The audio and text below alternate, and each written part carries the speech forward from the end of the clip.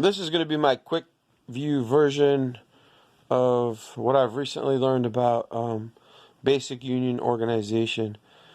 There's a simple formula. I mean, it seems simple, and I know it's complicated, but basically I didn't really know my whole life what the whole plan was. I thought they had to come to you and petition. I didn't know what it was. I mean, I heard public unions are 50%, private unions are now 7%, but they used to be 40%. But it's funny, public unions are close to 50%, and there's tons of them in the state and in the country and in the world.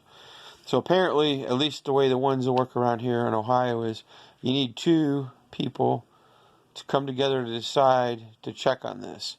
And then apparently you need 30% to get a vote. And then once there is a vote declared from all the stuff that you have to do, then you need a 51% vote to win. Now, from what I understand, if you have over 57 or 58%, you can petition for the company to ask if they will honor that if you have enough cards, if I understand correctly. And they can or they cannot. And if then it's gone to the vote, and then the vote, you want to get, I say 98 to 100%, but sometimes it might be 80, 70, 60, and maybe even sometimes just over 51 or just under.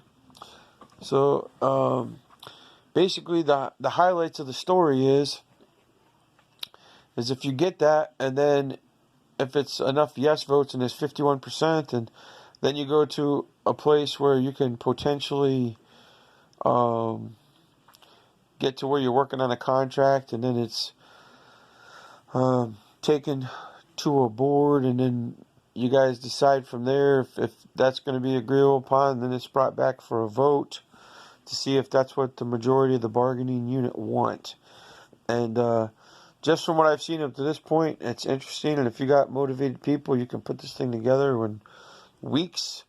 And most companies, from what it sounds like, they'll spend a lot of money to try and do anti-union or smear campaigns or whatever it is they do.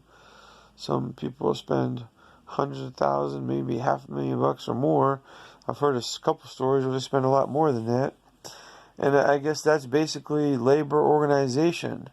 And apparently, if you can read your job posting board, whatever it's called, that has it down there, it says we as a federal right have the right to organize basically a labor union, or at least find out information about it and decide if we want to. Or you can not honor any of these rights if you don't want to pursue them. And apparently sometimes it's a big project by the time you get all that done, and this and that. And I don't know if people ever done it to stay in the union business, personally. But apparently there's a lot more around here than people realize at times, and there's a lot more to it.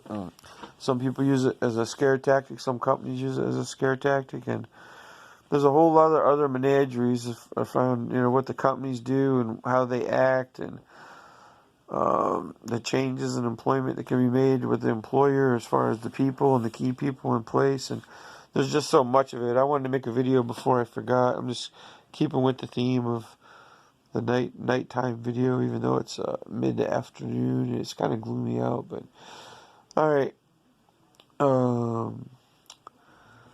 that's about all I got for now. You have a good day. Stay strong. Keep going. If this is something you want to check on, don't be afraid to call and ask. Many times.